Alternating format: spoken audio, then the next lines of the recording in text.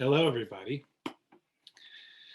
and welcome to the launch for this beautiful, weird, and I mean that in a good way, wild book, Ink Earl by Susan Hallbrook. Isn't this amazing? I'll do a thing to my screen here. Here we go. Yeah, this is exciting. I've never seen a book like this. This is, to put it in a nutshell, this is a book of erasure poems inspired by an eraser, the Pink Pearl eraser, of which I have one right here. But you may see this is a very special Pink Pearl eraser because it has the P's erased from it. Neat. We're more to that later. We'll be going back. But yeah, to kick things off, before we get going, I'm just going to do a land acknowledgement. We are in Toronto, so I'm going to read the Toronto land acknowledgement.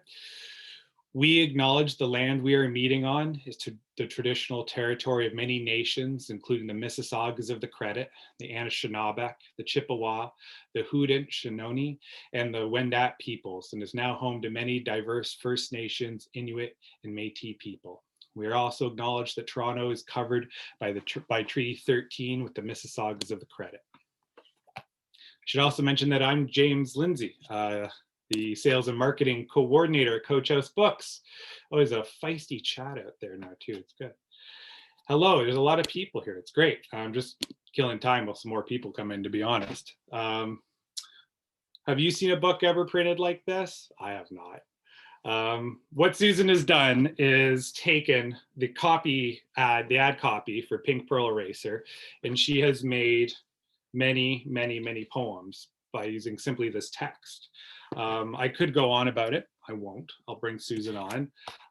The way this evening is going to work is, in lieu of having a reading, we have something special prepared for you. Also, we have a pre-recorded conversation with another great experimental poet, Nasser Hussain, another Coach House poet, which will come up. But before we do anything else, I'd like to introduce the person of the evening, Susan Hallbrook. Susan? Okay. Hey. Hello. How are you? Fine. Sorry, I was distracted because I'm getting a lot of texts, people saying that they can't get in. I know. I think Tally is taking care of it. I think when messages go to certain emails, they go into other rather than focused or something. So if you're on Office 365, that's what's happened, I think. It's a bit of a problem. There's a problem with virtual events, but we'll just draw it out a bit here at the beginning. Draw it out, yes. And they won't miss any of the meat and potatoes Thank of what's you for that. happening. Hey, how are you? Congratulations. Thank you very much. I have one too. You're right. It feels really good in the hands. Doesn't it though? Thanks for the intro. I'm coming from Windsor here, so I would like to make an acknowledgement to Sure.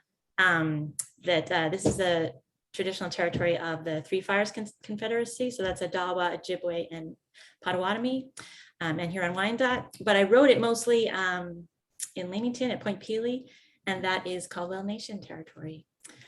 Why did I write this book? This is a contribution to the genre of erasure poetry, which has enjoyed some popularity over the last few decades. You've probably read it and written it. You take some source text written by somebody else and erase it or black it out and find something new there. So I thought it might be cool to use material that was about the very tool that makes that type of process possible. This is like, the grubby little piece of rubber in your pencil case or in your desk. So I found some, ad copy for Pink Pearl Eraser, and I started erasing that. And the first thing I saw was 100 essays. And then I knew I was really in trouble. So it was not just going to be one poem, but 100 erasures. And then in keeping with the grandiose title that I arrived at, Ink Earl, I write about the big topics. So there are 10 sections of 10 poems each. And the titles are things like the world, nature, art, music, just, the small subjects. Coach House has made this very, very beautiful book object. It's bound on the short side, it's compact, it's got that grimy tongue-colored look of that hunk of pink pearl eraser. So it's really, really great. And Crystal Sigma is the sort of principal designer, so I really want to thank her, but also everyone else who made the book. So Alana and Emily and John and then James and Tally too for the marketing and for running this launch and all that you do. I feel very well taken care of. It's been a great process. Yeah, I think we're gonna play an animation of the first section. Yeah. And for this, I really want to thank my brother, my brilliant brother, Jeff, who is, among other things, a programmer, and he made this first section move. So we can look at that. Yeah, this is sort of in lieu of a reading, because I don't know how you would read these poems. It's sort of a looking book, but yeah. Yeah. All right, hit it, Tally.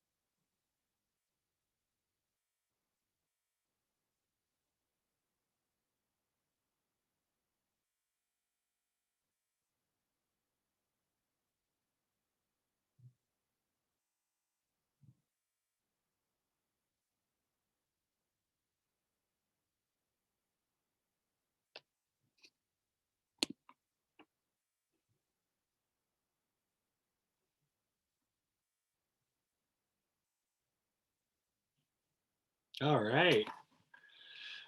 That was great. So that'll give you a little taste what the book is. So I was going to say a reading of it, but you know what I mean. Before I introduce the next part, I wanted to talk a little more about these fun little erasers we were showing off here.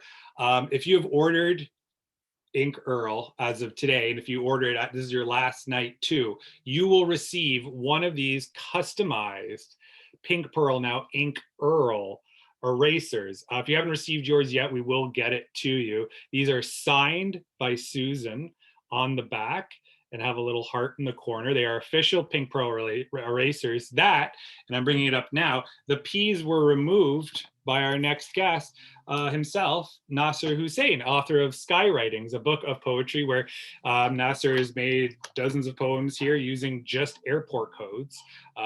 Him and Susan are friends, so we figured what better person to have them in conversation or be in conversation with. Nasser lives in Sheffield, England, which is quite far away. We were thinking of doing it live, but the timing just didn't work out for him because it's very late there. So what we're going to do is introduce a pre-recorded interview that Nasser and Susan did just a few days ago. It went really well, very long, so much so that we're only going to play half of it tonight. But Tally will drop, Tally Vroon, who's running our whole show today, will drop a link in the chat for you to watch the entire 40-minute version. So without further ado, is a conversation between Susan Holbrook and Nasser Hussain.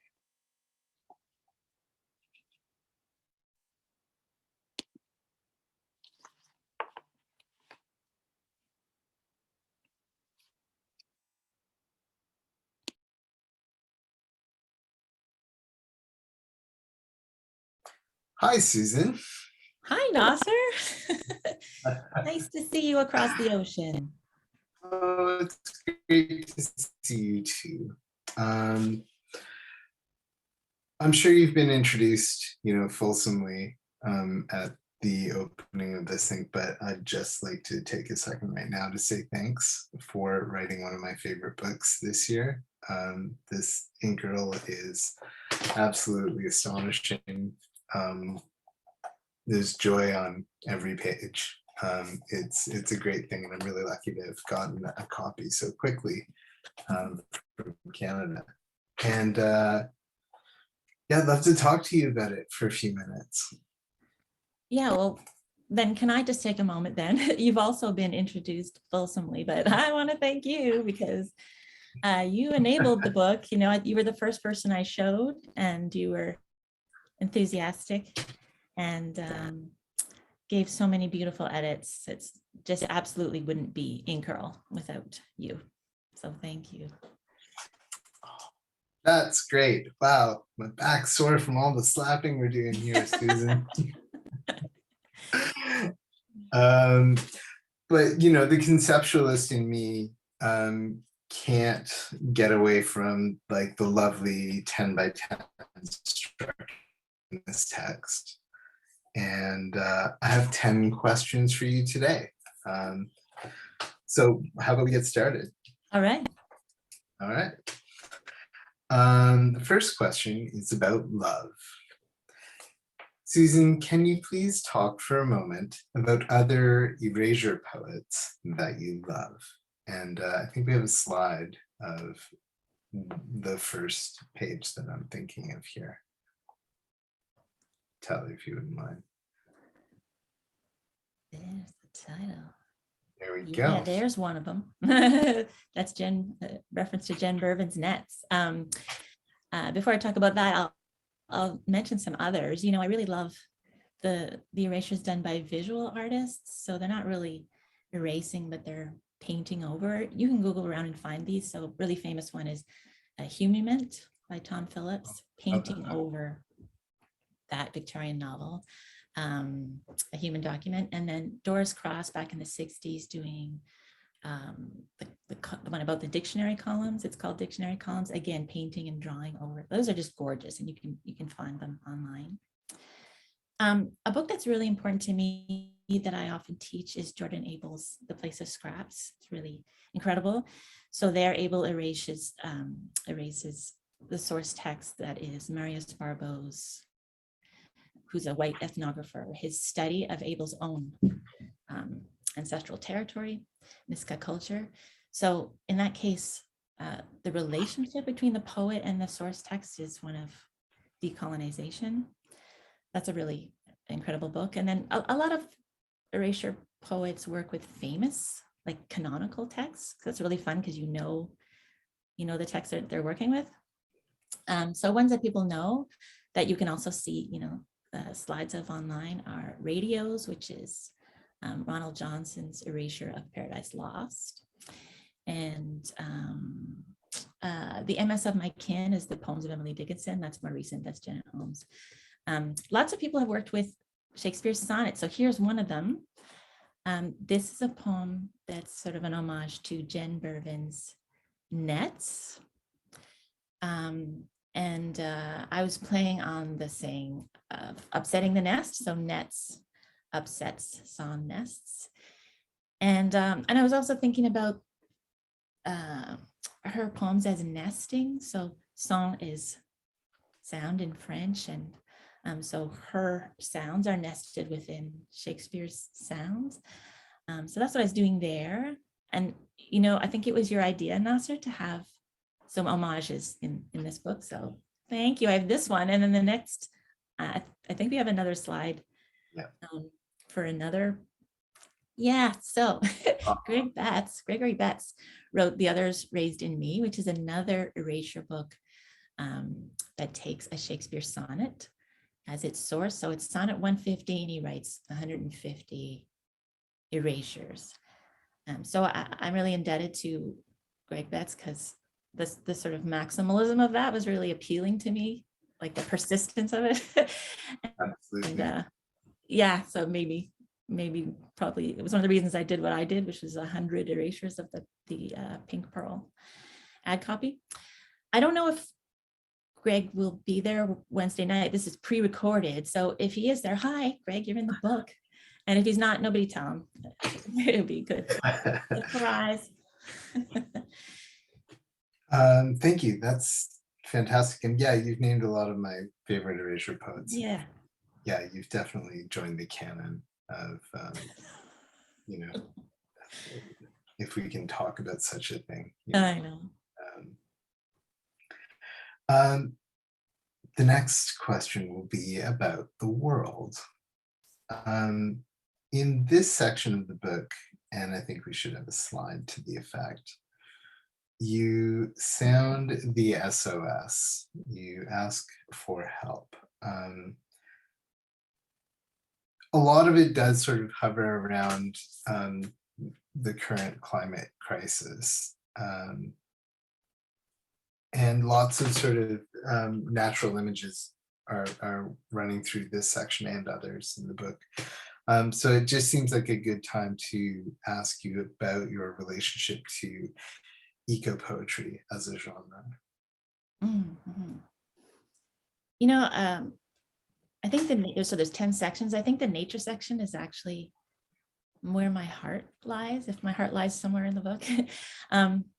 Eco-poetry, I really am interested in the writers who try to not write about nature, but with it somehow, or listen to it, manage to find ways to do that. So I'm thinking of Decomp, Jordan Scott and Stephen Collis, where they took Darwin's On the Origin of Species and placed copies of it throughout BC in different ecosystems for a year and let wind and rain and little organisms chew away at it and see what words were left. So nature was performing the erasure there.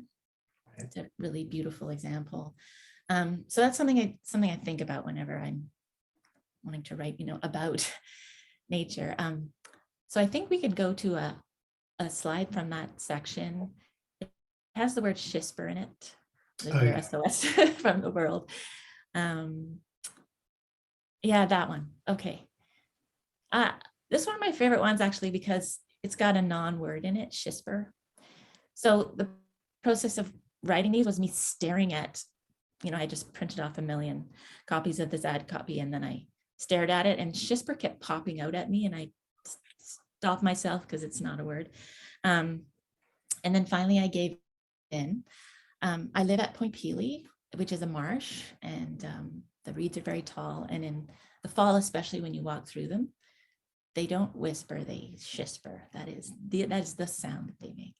And then I wanted to kind of comment on the relationship between humans and the natural world. So we've got the humans rant, prayed, ring, they rant and they prayed and they wring their hands. And we imagine that, erroneously imagine that the natural world is there for us, and for our comfort, for example. So we might imagine that it's saying, yes, yes, and of course it does comfort us. But I like that you can also read it as yes, yes, right? When are we going to listen to it? See, that's very interesting. Yeah, certainly my first instinct was to read the natural world as tonic to the rant, to the prey, to the ring. But yeah, I see that makes a lot more sense as well. That makes an equal kind of sense, Yeah, it's open, whatever. Yeah, whatever. Yeah. But I just like shisper. That's my favorite thing about it. Shisper is great. That's such a fun word. And I'm so glad that you're talking about the process that the book required. I think this kind of takes us to the next question, actually, about writing, where I can just about hear some like cheeky reviewer doing a kind of riff on Truman Capote on Kerouac and say something like, that's not writing, that's erasing. And I think if I'm lucky, the next slide should be relevant. Oh, no, actually, yes. That's still nature. This was more of the That's nature. okay, we can skip over But that. we can move through those. And yeah. Yeah. So yeah, this question's about writing. And I can hear that reviewer sort of saying something along the lines of that's not writing, that's erasing. But obviously you've taken erasing to its logical extreme. And in this book, erasing both is and isn't writing. Can you talk for a few minutes about the tension between those two poles in the process of writing this book? First of all, they're right. It is erasing. But I feel that, all writing is erasing. If you imagine that stereotypical image of like the writer thinking, or you, in front of you in general, with a blank page or a blank screen, you're composing a sentence and you think, okay, not that word, not that word. No, not that word, right? Those are all constant erasures. You got this pile or wall or environment of words that we were born into. And every time we write something, we have to erase all the other words in the way before we get to what we want to say. So I feel like all writing is erasure. And then when I was writing this poem, this book, and anybody who's tried doing erasure poetry knows, it feels like writing. It just feels exactly the same. You've got this body of words and you pick out the ones you want to use that day. True. I think the restriction of the eraser add, of course, is going to add it, and it adds that extra layer of creativity to it. So that makes it maybe emblematic of the process. Yeah, exactly. And Shisper, there's so many wonderful creative moments that take place inside of the erasures, like Shisper, like the Morse code. We'll touch on a few more, I think, as we keep going.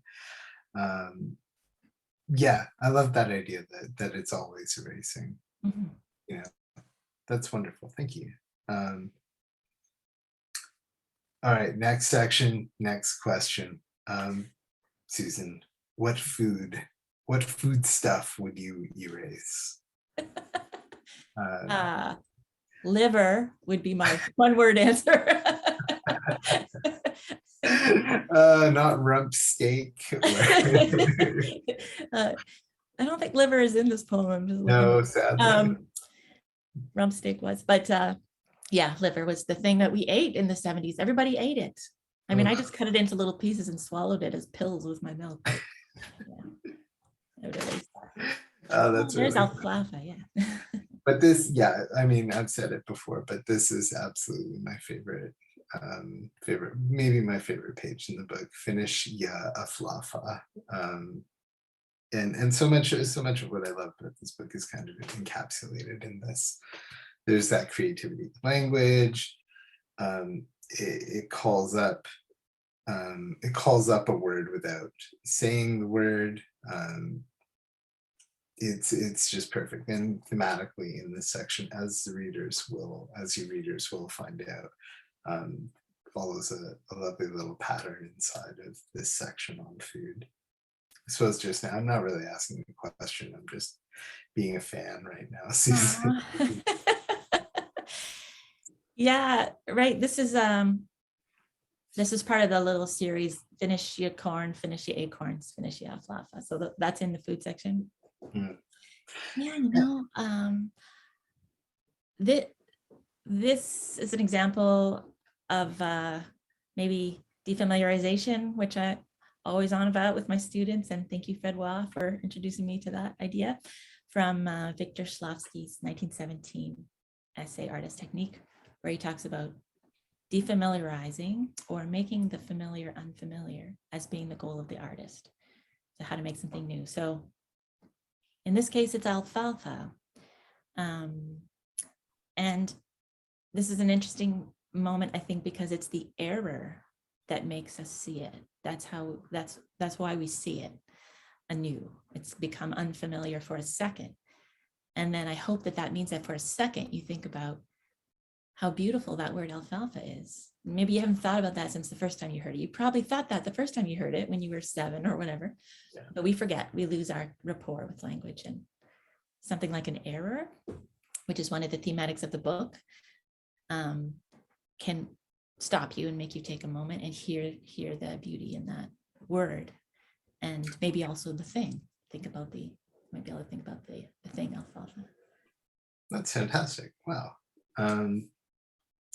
These are blending so nicely together, because the next sort of topic I wanted to address with you was about art and the ways in which, what I love most about your body of work is your ability to squeeze language just that little bit more. I think I've heard you use the word torque, to torque a word a bit and to just find a little extra inside of language. And this, along with much of the book, is another example of this really fun and joyful way of languaging things. I could point at layman's terms in Throaty Whites, or the Aflafa poem here. And I think Ink Earl has a lot to say about finding the art in the everyday. But I'd love to hear you talk a little bit more about that effort. Perhaps I have this image of you scanning this text over and over again. And if you've got any sort of ways of thinking about how reading and writing are kind of imbricated processes, and how really this is a long experiment in close reading in a lot of ways, I think. And yeah, you're right. And the closer you get, the more stuff I think seems to emerge from the text. So yeah, have your close reading strategies changed after writing this book? Yeah, you start to see so much. You and I had this conversation a while ago about when having a constraint or a procedure. You think, oh, this is going to be impossible. Yeah. And then once you get started, it's like anything is possible.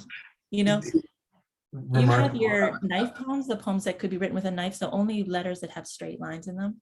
Yeah. And at first, you think, oh, well, there'll be a few words. And then once you get started, it's like, I can write about absolutely everything.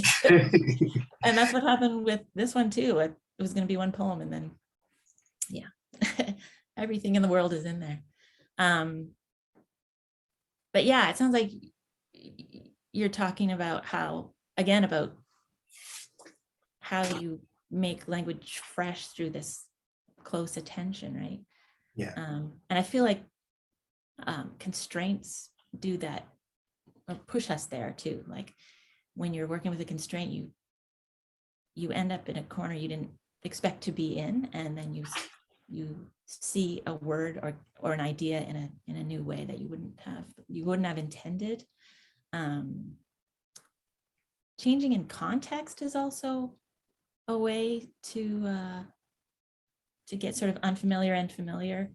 Again, I'm thinking of your work. Like I have a new relationship with airport codes. Like I close read airport codes in a way that I never did before because of Nasser's book Skywriting, where he writes many, many poems using airport codes only, those 3-letter words.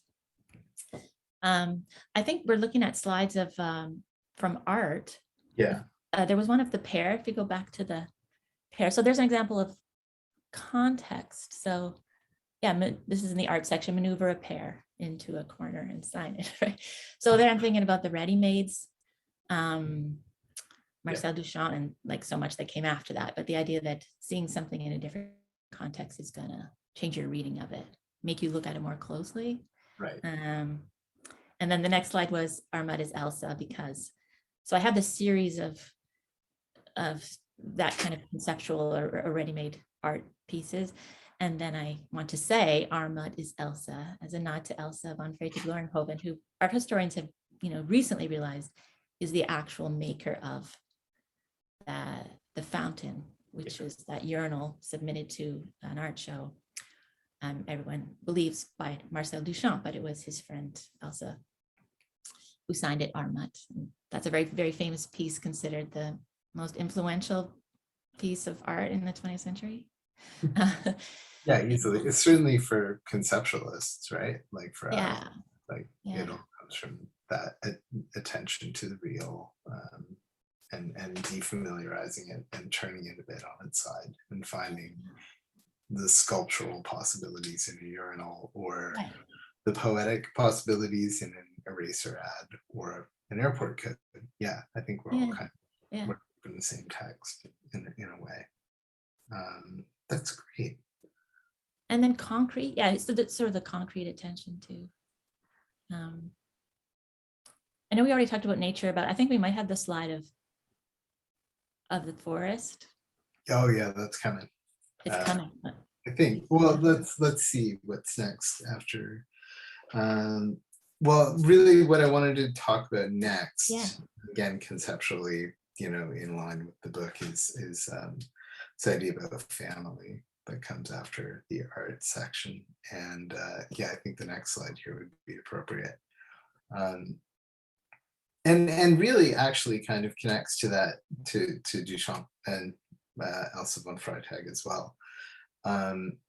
In the kind of speed with which we move in this section from a fairly standard, you can't use a word like standardized around you anymore, because there it is, line 5. But in family, Pearl and Ed and Desi are at the party, and then if we go to the next slide, this is just a couple of pages later. There's Sita and Tom and Irma and Earl and the Nerf ring, and it's the Nerf and Ringo. Oh, that's fantastic. And Ramses and Isis and Harpo and Lala, which I assume is one of the Teletubbies, right? Within a few pages, this family reunion has kind of exploded into this amazing, surreal kind of banquet of personalities, and fictional and real and cosmic and televisual, and it's such a funny sort of concept of family, and I just wondered if this, like the strictly conceptualist kind of version of that section might just force you into maybe only naming people that you're related to or that you call family, but you chose to sort of blow that concept out so much bigger. So is this one of those moments where kind of brute conceptualism or restriction-based writing has to give way to something more lyrical or effective, affective? I think I feel like conceptual writing is often at its best when the lyrical emerges, when the affective emerges. Like I always find those really beautiful moments. And Harry Matthews, that American Olympian, said about constrained writing. So this is a constraint as well. Just use this ad copy, that being unable to say what you normally would, you say what you normally wouldn't. And and so in that case, it's like, look, well, all these names were here, so let's say what we might normally not, right? Maybe it's erroneous to put all these names in the same family, but look, here they are, we're going to do it. And then I move on in that section to talking about queer family, and it's the same thing, and that's a running theme in the book. Yeah, that would be like, I think. Yeah, what's erroneous, what's left outside, what's considered erroneous historically. Sorry, here it is. It was here in this Ink Earl ad, or in this Pink Pearl ad. Yeah, I think the sister poem shows up on the next page. There we go. Right, so that's the last poem of that section. Yeah. One sis for every last. Yeah, it's kind of insisting on what would have been erased. Yeah. And the positioning of some of these poems is really important as well. I love the grayscaling through the sections as it moves to whiteness, or blankness, I guess would be a better way of putting it. Readers out there, you'll discover this in your own copies.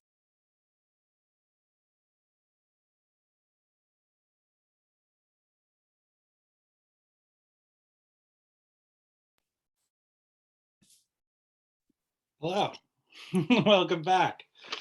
And yeah, for more of that conversation, you can click the link that Talia has dropped in the chat a little while back, or we'll be posting this whole thing in our YouTube channel as well, this launch, and we'll include the full conversation in that as well. Hi, Susan. Hi. How are you? It's kind of like horror of horrors to like watch yourself be interviewed, but I'm fine otherwise. Yeah, that must have been a little weird because it was just a few days ago. Recent past. Sure. I wanted to get our Q&A kicked off. I have a question. I want to say to everyone too, if you do have any questions, feel free to drop them in the Q&A box just at the bottom of your screen. We'll try to get to everyone. But I wanted to kick off by asking a question that I had about the sections. I was really curious to know whether you had those in mind at the beginning, the idea of it was sectioned, or did these themes just start to emerge and you noticed that later? Like, how did you gather all these in thematic ways like that? Yeah, B is the answer.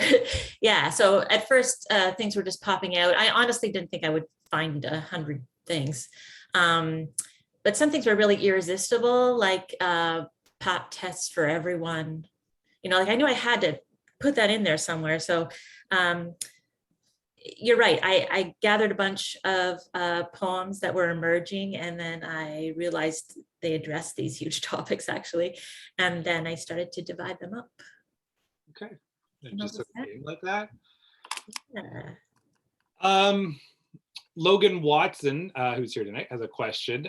What does your process look like making these? So to be honest, it was kind of old school. I printed off a whole bunch of copies of the ad.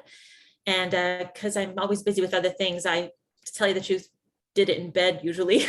So I would just take a whole bunch of sheets to bed with me at night and kind of stare at those and see what words would jump out. And as happens quite often, I'm almost finished a book and I show it to my brother, Jeff, and then he comes up with some program that would have made it much easier. So a little program where you can like just click on the letters and erase them. And that would have probably been much more enjoyable way to write this book. But no, I was just scribbling, crossing out, circling, meditating upon them first and doing that. If I get like, I am a poet, but full disclosure, but I have never written erasure poetry. When you're doing it, is that a typical process? Like this is a question for all the people who've just never written an erasure poem, did you just have the text in front of you and cross out letters, or do Yeah, scribble it out. Yeah. And by the way, now, James, you're invited to do it, because at the end of Ink Earl, That's true. there's one for the readers to cross out. Nothing has been erased. Yeah. And I invite people to do it, and then, I don't know, scan it and email it to me, holbrook@uwindsor.ca, and maybe we can crowdsource, Oh, Ink Earl's anthology. Yeah, because there's lots more. There's lots more there, but there it is. It's at the back of the book for everyone to do. Yeah. Olivia Cummings has a question. She says, which one do you think is your best, and which one is your favorite? That's a tough one.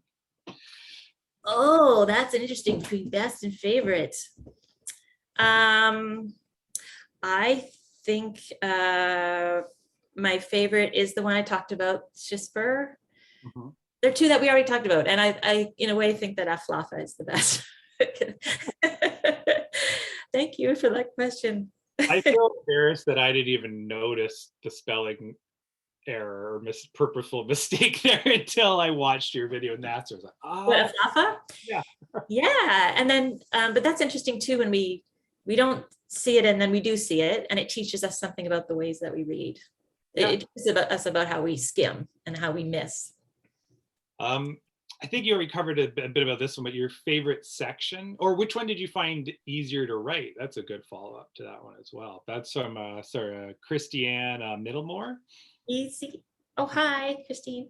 I think love was the easiest, maybe because we've ingested so many reams of love poetry in our lives that stuff comes easily. And sorry, what was the next part? Oh, which one was the easiest to write? That was the easiest. Yeah, that was the easiest. Was that the question? Yeah. Oh, is that also your favorite then, because it was the easiest? That was the second. My favorite is nature. Nature. Yeah. Anonymous question here, not that it's bad. Were there any other Erasure texts you considered as source text beyond the ad copy? Like, was there another source text you were flirting with, or? Yeah, the first thing I thought of actually was maybe the history of erasers. So I did that. I looked into the history of that, and I thought it might be interesting to use a big long page that gave us some sort of historical rendering of how they came to be. I read the history of the Pink Pearl company and all that, and then I just saw that ad copy and I realized that was it. Things just started popping out immediately. So yeah, I arrived at that after a few rounds of thinking about it. Here's one from Nicole Martowick, who you are working with. You got through. Yeah, yay, you're here, Nicole. Upcoming Coach House author. Spoiler alert. Yes. But she says, why didn't you call it Ink Pear? I know, and it could have been Ink Ear. There's different things you could do. When I found Earl, I just thought, one thing I'm never allowed to be as a lady is an Earl. So no, I'm gonna do it. I'm gonna do this. And it's nice that the two P's go missing. Yeah. Here's Heidi Jacobs, 2 questions. Question 1, did you have that mid-80s brand eraser stuck in your head the entire time you were writing this? That's a joke question. Her real question is, your work has such gentle yet brilliant humor. Can you talk about humor in your work and why you think it's important? Humor. Language is just funny. Like, why do ravel and unravel mean the same thing? So it's funny to begin with. And then I think I'm someone who works sort of intimately with language. I'm always very, very close to it when I'm writing word by word. And one thing you realize when you're that close to it is that it is also, a repository for culture. So you find in there tripwires and trauma and pain and all that stuff is in there too. And so it calls to be intervened in. That's part of what I want to do as a poet, is intervene in that. And sometimes I feel like successful way to do that is through humor, right? So either it's because you're catching more flies with honey, or just because it's like, that's playing with it. Playing with it is a way to undermine it and subvert it. And playing often results in surprises, things that make you laugh, absurdities. So I think that's partly what's going on too. Next question is from your brother. Just a heads up. Made it through as well. Yay. Yeah, we got it. And they got questions. Jeff Holbrook asks, is the, I'm going to mispronounce this, I'm sorry, solfège, the music, the note thing is what I'm thinking, on page 81, meant to represent any tune in particular? It sounds to me like a chant at a sports game, like "Let's go Red Sox, let's go," for example. But I wondered if you had that in mind or something else. Okay, so here it is, by the way. Yeah. We'll put it right up to the, right? So those are the solfège syllables, do, re, mi, fa, sol, la, ti, do. These were the ones, it wasn't a song that I had in mind. These were just the ones that I found, all the ones that I found in the ad. And if you watch the full interview, what happened right when we cut off there was that I sort of stumbled around looking for a clip from this recording that wonderful Susan Sale, a violist, had done. She played that as if it were a score. And this was part of a talk I did with Matthew Becker, who composed some pieces around some other poems from Throaty Wipes. And then Susan Sale performed those. And then she also, I talked about Ink Earl a bit that evening, and she performed that page. And it sounds amazing. So if for no other reason, go to the longer version of that interview with Nasser to hear her perform that page. Thanks, Jeff. This one's from Jane. Oh, and thank you, Jeff, for the animations. Again, now that you can hear us, we did thank you before, but I'm not sure if you did. So I want to thank you now. This next question is from Jane McDonald. She says, in your interview, you mentioned concrete attention. Can you say more about that? Yeah, so thinking about words as things and letters as things, rather than just sort of semantic invisible vehicles to meaning. And so there are a few poems in the book that work in that way. So you don't sort of read them as a line or a sentence, you just look at them as shapes. I'm just going to find one for you. We talk about this in the longer interview, but here's this one. Ugh, can you see all that? Yeah, I can. Right? So yeah, not seeing the forest for the T's. Oh, I gave it away. But yeah, Nasser and I had such a debate about whether to put that T in front of S or not. Because it's someone's maybe going to turn the page and give up. But we wondered, what would BP Nickel do? He would put that T there. So erase everything except for those T's. So that's an instance where, yeah, the T's are little kind of ideograms of trees. So that's what I mean by concrete. And yeah, that happens in a few other of the poems too. That's another way to get close to language, to feel it, to touch it, to think of it as a shape, something with curve, with contour. Matthew Tierney has a question, Coach House author, fellow poetry board member. Matthew asks or says, lyric poets are often led by sound. Did you find this possible with these erasure poems, or did you focus less on the syllable and more on the letter? Sound is a big part of it. Maybe I could focus more on the sound of the syllable because the poems are so short, but that's one of the reasons the nature poem was extra special for me, because there was the music of birdsong in there. And again, playing with the concrete, but in this case, the oral concrete rather than the visual concrete. So it wasn't just the meaning of a word, but the sound of the word that was important. So you saw it in Chickadee, but also the Sandpiper says CCC. There's a series that where the poems kind of chime with one another as you move through them. And the music was maybe in a way more part of the nature section than it was part of the music section. I think. Thanks, Matthew. Next up, we have Miranda E. They have a question. This is a deep cut here. How long was the idea of the Ink Earl erasure work with you? I noticed the name Pink Pearl in your 1999 book, Misled.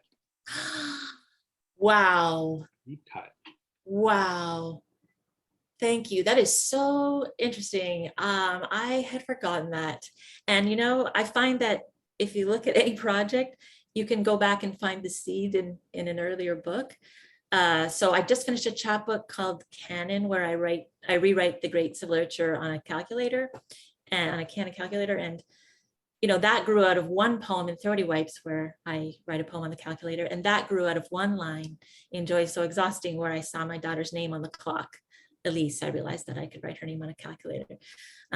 So yeah, sometimes there's just like something in one piece of writing, and years later, I didn't even know that it was gestating. So thank you so much for pointing that out to me. Makes me feel that I have like some continuity of personality and vision. That's awesome. I should mention that Nas dropped into the Q&A here just to suggest another title, Ink Ear. So just putting it out there. Yes. Why aren't you in bed, Nasser? What time is it there? I got in too, though. Everyone got in. I remember one time in high school, we snuck into a club and got separated, and we're like, did we all make it in? And finally, oh, what it feels like now.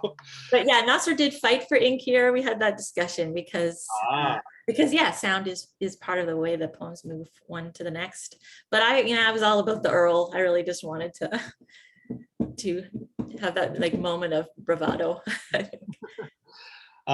Chloe Moore asked, did you create any rules or limitations for yourself in your own process of erasure? So I suppose even more erasure, more limitations to the erasure. Hi, Chloe. Yeah. I sort of had to think through some of those. At a certain point, I thought I'm only using words that are, you know, where the letters are contiguous. I'm not going to jump across any spaces, jump across any words.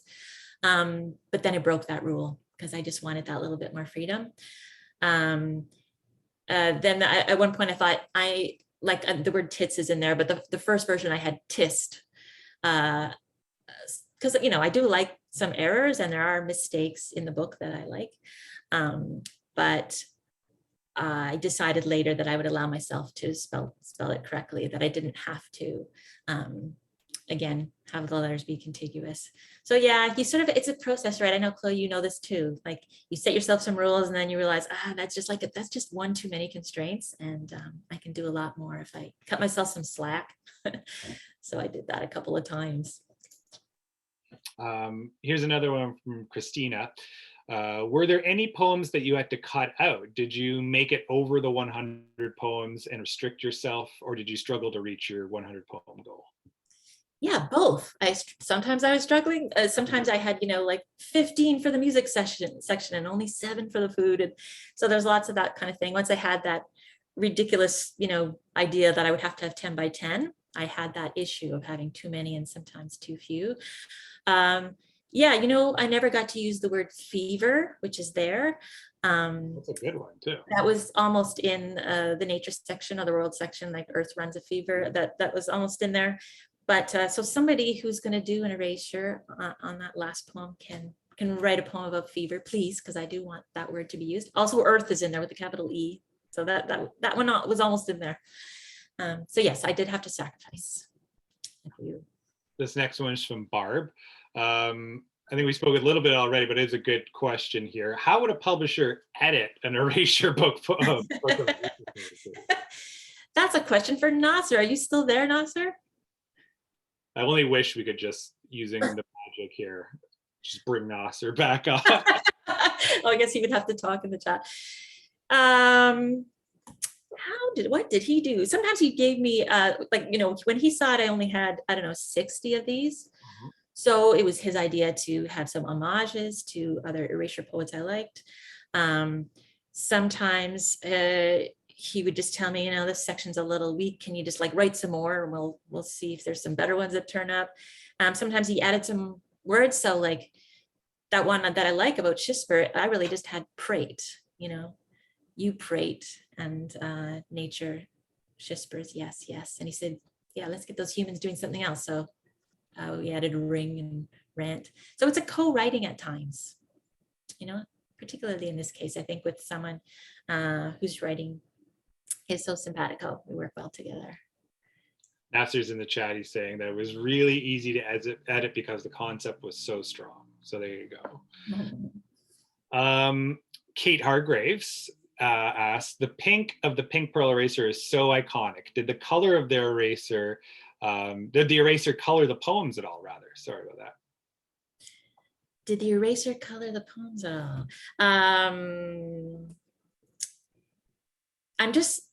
This might be off topic. I'm just thinking about Pink Pearl as an erotic signifier. That's colored the poem somewhat, because there's some female lesbian eroticism in here.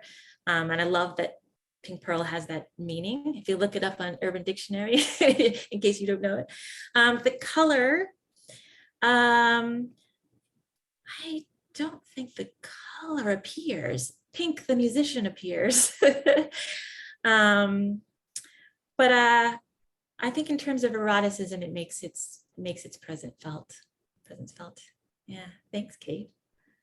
Next question is from Leah. She asks, what led you to pick the Pink Pearl eraser as your source text, and what was your first erasure poem for the collection?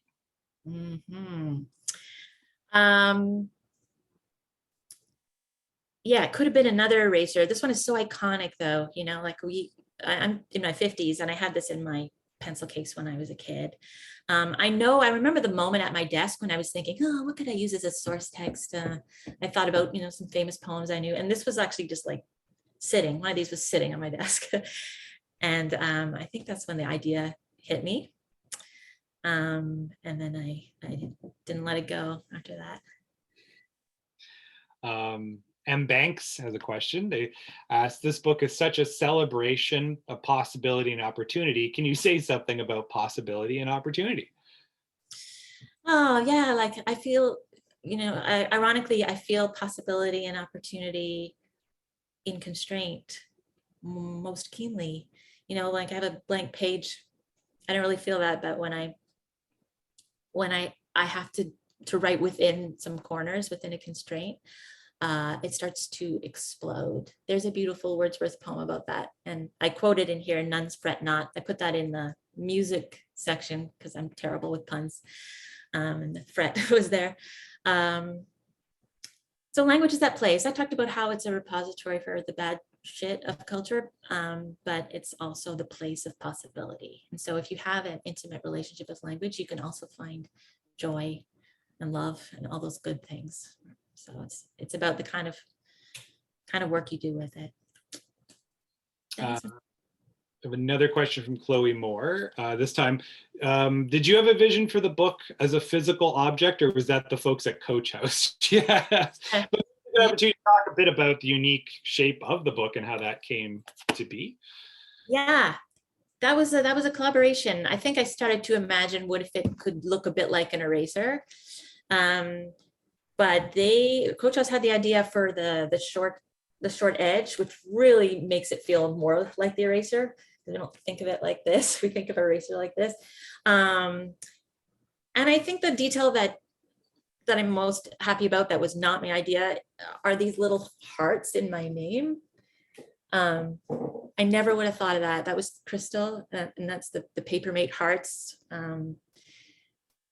I honestly would have not thought about it. I would have thought that was like silly or something, but as soon as I saw it, it's just so fabulous, a sort of declaration of love, that I adore that. And I think I had the idea for the grubbiness, but again, Crystal made the grubbiness work. Like it really looks pleasingly dirty. Not filthy, just like, you know, worn in a practical way. It's been in your desk drawer for a while. Yeah. I think I'll just do two more questions if that's okay, Susan. You got time? Yeah. This is from Bridget. Did you find it easier working with such a small source text or more difficult? Oh, yeah, I think it was a little hard because it's so small. I have played around with source texts that are longer, and yeah, you do have more opportunity and possibility. Yeah, it was a little tough sometimes, I'll say, but again, somehow the way you can explode within something small like that is all the more joyous for the trouble that it takes. So it's worth the struggle, I think. And just to wrap things off, is a question from Nas himself. Do you think the quality of the Pink Pearl eraser has changed since we were kids? I'm assuming you mean him and you. The question is seriously for stationery nerds. We'll throw it out to the audience too in the chat. There's probably some stationery nerds in the audience. In fact, I'm sure of it. Pen collector Heidi Jacobs. I find that when we were kids and we rubbed it, more little tweedles came off. Yeah. And maybe they thought that was an improvement to have it not fall apart so quickly. That's the only thing I can think of that seems different. You used to really have to blow on the paper after. Yeah, you're right. Get rid of all that stuff. Yeah, I think it's also pinker. I think it's pinker. I think it used to be more of a yellowish pink. And maybe they wanted it to be more pleasing. They made it a bit pinker. I don't know. Some of you probably have some more knowledge about that. I will say that when you hold the actual eraser up to the actual, look, it's like practically invisible. It's pretty close, yeah. It's very close. Yeah. Susan, congratulations on making an absolutely fantastic, unforgettable book, and just a joy too. It's nice to have this thing now that gives me joy that I can just put on my bookshelf and will always make me happy whenever I see it and when I think about it. So on a personal note, thank you very much for that. Thank you, James, and everybody who came. Was so kind of you to come on a Wednesday night and offer your questions and your support. I love you all. Thank you all for coming. Thank you to Tally for running the show tonight. Thank you to Nas again for talking, to Susan. Thank you to Alana Wilcox, the Coach House, as usual. Remember, get your orders in tonight if you want a official Pink Pearl Ink Earl eraser. Get them in while you can. If you order the book, we'll get it out to you very soon if you haven't received it already. Thank you very much, everyone. Thank you, Susan. Good night. Good night.